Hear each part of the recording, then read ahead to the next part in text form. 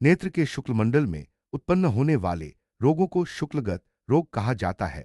आधुनिक विज्ञान के अनुसार इसमें मुख्य रूप से कंजंक्टाइवा और स्क्लेरा का समावेश होता है। शुक्लगत व्याधियां प्राचीन आयुर्वेदिक ग्रंथों में विस्तार से वर्णित हैं। इन रोगों के लक्षण, प्रकार और चिकित्सा पद्धतियां अलग अलग होती हैं। इस वीडियो में हम शुक्लगत रोगों के प्रकार, उनके लक्षण, कारण और आयुर्वेदिक। शुक्लमंडल नेत्र का वह भाग है जो कृष्णमंडल को छोड़कर बाकी सफेद भाग में आता है।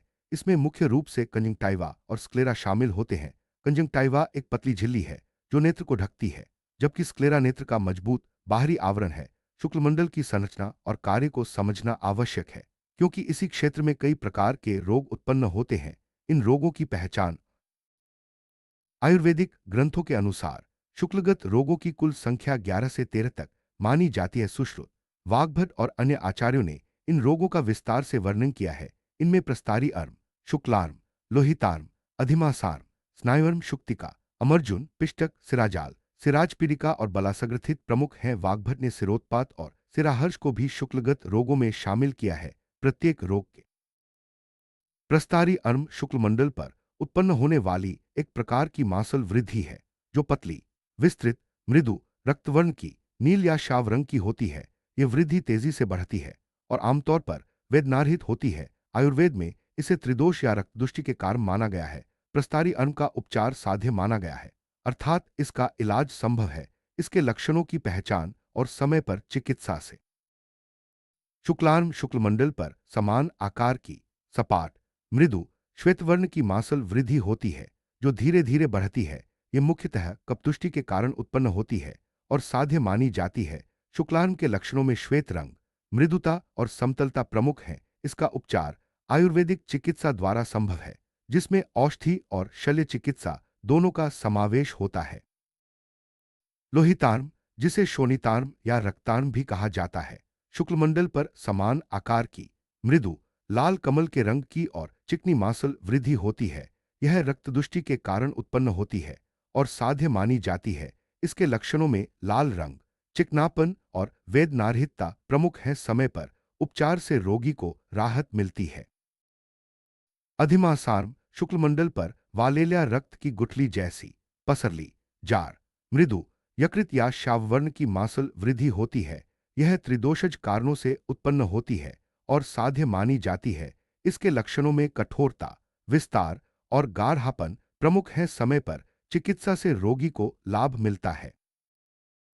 स्नायुर्म शुक्लमंडल पर स्नायु के समान कठोर, विस्तृत, अधिक मांसयुक्त, शुष्क, सफेद रंग की मांसल वृद्धि होती है। यह त्रिदोषज कारणों से उत्पन्न होती है और साध्य मानी जाती है। इसमें प्रस्तारी अर्म के सूखने पर स्नायुर्म बनता है। इसका उपचार समय पर किया जाए तो रोगी को राहत मिलती है। औषधि साध्य अर्म वे होते हैं जो हाल ही में बने हों, आकार में छोटे, तनु, दही के समान श्वेतवर्ण के, किंचित नील या लाल रंग के होते हैं। इनका उपचार औषधियों द्वारा किया जाता है, जिसमें शिरोविरेचन, नस्य और लेखन कर्म प्रमुख हैं। समय पर चिकित्सा से रोगी को पूर्ण लाभ मिल सकता है। शल साध्य अर्म वे होते हैं जो चामड़ी जैसे विस्तृत, स्नायु और मांस की अधिकता के कारण घन, मोटे स्लाश कठोर हो जाते हैं और कृष्णमंडल तक फैल जाते हैं। ऐसे अर्म का उपचार शल्य चिकित्सा द्वारा किया जाता है। छेदनकर्म के बाद प्रतिसारण, सेचन और पट्टीबंधन आवश्यक होता है। असाध्य अर्म वे होते हैं जो चामड़ी की तरह ऊपर उठे हुए, मांस, शिरा और स्नायु से ढंके होते हैं और कृष्णमंडल व दृष्टिमंडल तक फैल जाते हैं। ऐसे अर्म का शल्य चिकित्सा द्वारा उपचार नहीं किया जाता, क्योंकि इससे दृष्टि हानि का खतरा रहता है। आधुनिक चिकित्सा में भी ऐसे अर्म का ऑपरेशन नहीं किया जाता। अर्म की औषधि चिकित्सा में कई प्रकार के अंजन, लेप और रसक्रिया का उपयोग किया जाता है। शंख, समुद्रफेन, मोती, स्फटिक, प्रवाल, लोहा, ताम्र आदि का चूर्ण बनाकर अंजन किया जाता है। पिपली, त्रिफला, लोहाचूर्ण, सैंधव आदि से बने गुटी का अंजन से भी लाभ होता है। मरीचादि लेप और पुष्पाक्षादि रसक्रिया भी अर्म के उपचार में उपयोगी हैं।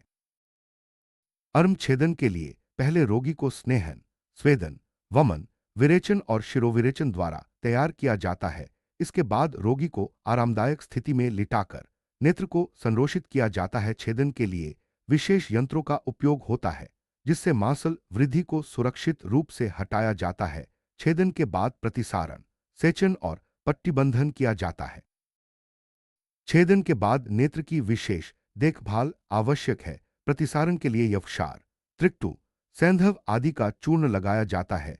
सेचन के लिए शीतल जल और घृत का उपयोग होता है। पट्टीबंधन के बाद रोगी को विशेष आहार विहार का पालन करना चाहिए। शीतलता, स्वच्छता और सूर्य प्रकाश से बचाव जरूरी है। पहले दिन छेदन के बाद रक्तस्राव पोंछकर प्रतिसारण किया जाता है। दूसरे दिन प्रातः और सायंकाल सेचन किया जाता है। तीसरे दिन पट्टी खोलकर हल्का स्वेदन या औषधि से सेचन किया जाता है। सातवें दिन पट्टी पूरी तरह हटा दी जाती है और रोगी को सूर्य प्रकाश से बचने की सलाह दी जाती है। सम्यक छेदन के बाद नेत्र का रंग स्वाभाविक हो जाता है। नेत्र की क्रियाएं सामान्य रहती हैं और रोगी को कोई कष्ट नहीं होता, न तो थकान होती है न ही अन्य उपद्रव। यह सम्यक छेदन की पहचान है। यदि छेदन अधूरा रह जाए तो अर्म पुनः तेजी से बढ़ता है। साथ ही नेत्र में लालिमा, अश्रुस्राव, प्रकाश, असहिष्णुता आदि लक्षण उत्पन्न होते हैं। ऐसे में पुनः छेदन या औषधि चिकित्सा आवश्यक होती है। अतिछेदन की स्थिति में नेत्र में सूजन, कठोरता, रक्तस्राव, अंधत्व और नारईवरण जैसे गंभीर लक्षण उत्पन्न हो सकते हैं। अतिछेदन से बचना आवश्यक है और दोषानुसार चिकित्सा करनी चाहिए। कभी कभी छेदन के बाद अर्म का कुछ भाग शेष रह जाता है। ऐसे में लेखनांजन या अन्य औषधियों का उपयोग कर शेष अर्म को नष्ट किया जाता है। इसके लिए खरी साखर, मंशी, सैंधव, त्रिफला आदि का प्रयोग किया जाता है। सिराजाल में शुक्लमंडल पर जाड़, दाट, ऊंच, कठोर और रक्त से भरी हुई सिराओं का जाल बनता है।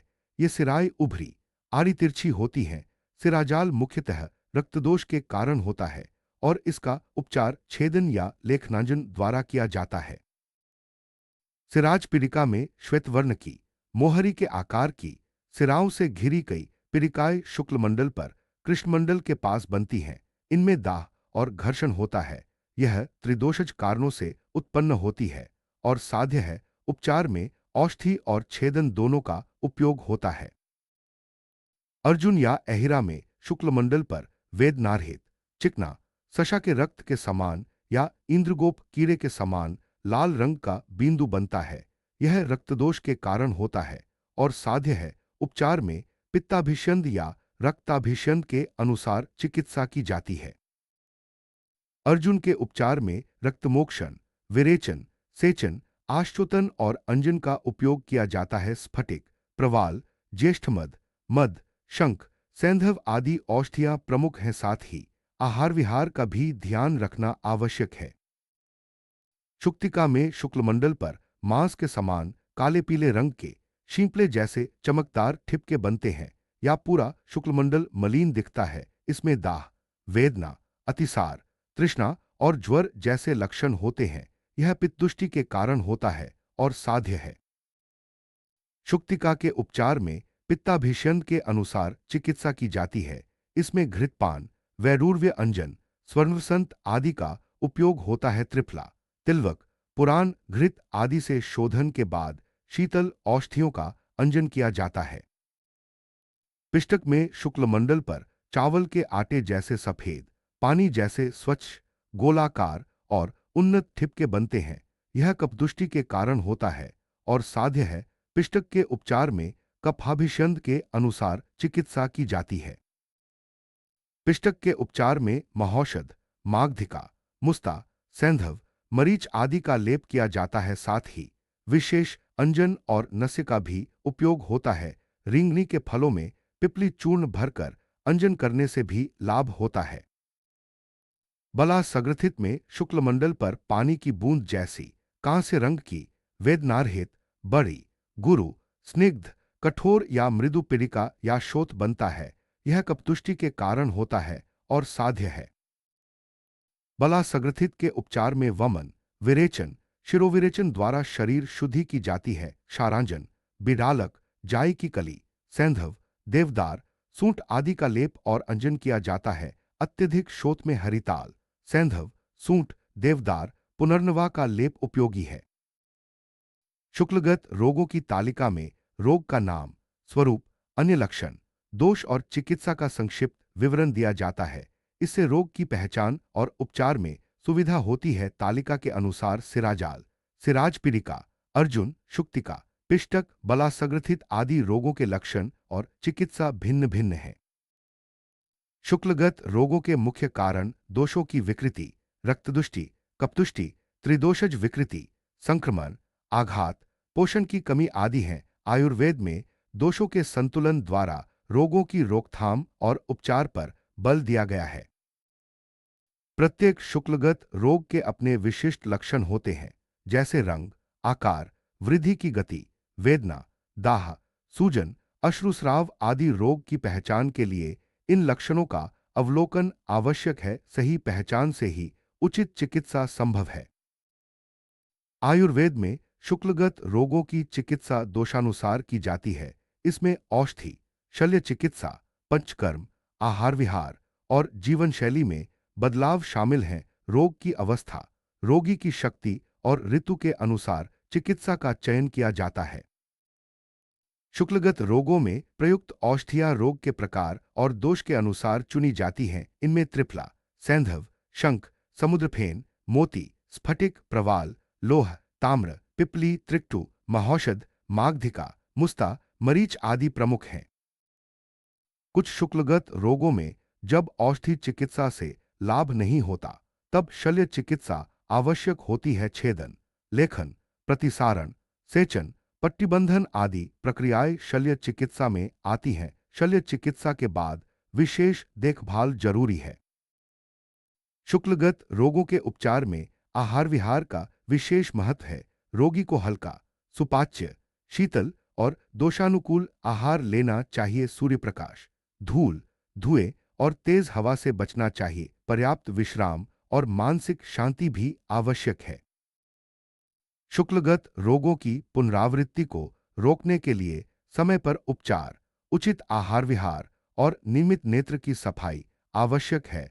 रोग के लक्षण दिखते ही चिकित्सक से परामर्श लेना चाहिए। आधुनिक चिकित्सा में शुक्लगत रोगों का उपचार मुख्यतः शल्य चिकित्सा, औषधि और लेजर द्वारा किया जाता है। आयुर्वेद में दोषानुसार चिकित्सा, पंचकर्म, औषधि और जीवन शैली में बदलाव पर बल दिया गया है। दोनों पद्धतियों का समन्वय रोगी के लिए लाभकारी हो सकता है। शुक्लगत रोगों के प्रति रोगी की जागरूकता अत्यंत आवश्यक है। नेत्र में किसी भी असामान्य लक्षण के दिखने पर तुरंत विशेषज्ञ से संपर्क करें। स्वच्छता, संतुलित आहार और नियमित नेत्र परीक्षण से रोगों की रोकथाम संभव है।